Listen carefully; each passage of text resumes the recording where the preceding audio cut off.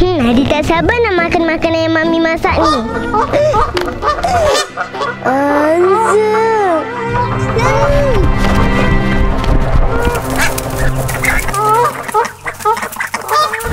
Macam mana lah boleh kena kejar dengan angsa? Adik, lain kali kalau angsa tu kejar, adik kejar angsa tu balik. Mami senanglah cakap. Nanti kalau adik kena gigit, Adik gigit lah angsa tu balik. Okey, sekarang ni kita dah sampai dekat Oyo by Montigo. Adik tahu tak? Oyo by Montigo dekat sini, dia baru buka tahu dekat one utama ni. Okey, dekat sini adik, ada macam-macam warna lunchbox. Tengok ni colour dia.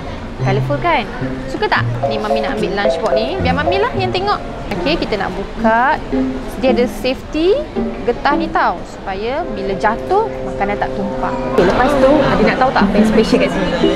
Kat sini adik boleh custom sendiri stiker yang adik suka. Lepas tu adik boleh print nama adik. So bekal ni nama Amanda.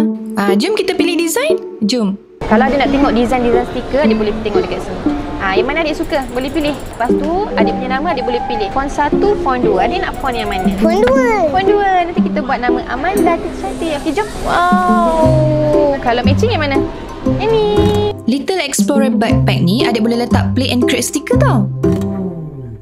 Banyak sangat ni, ada tak tahu nak pilih yang mana. Nak yang ni lah. Nak yang ni lah.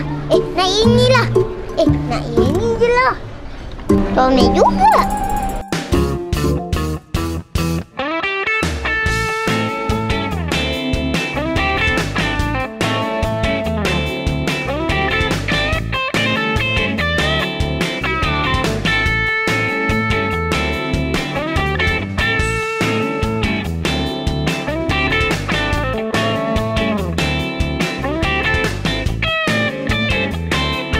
Lepas ni kalau adik kena kejar dengan angsa, adik balik bekal adik kat angsa. Ada ke macam tu pula?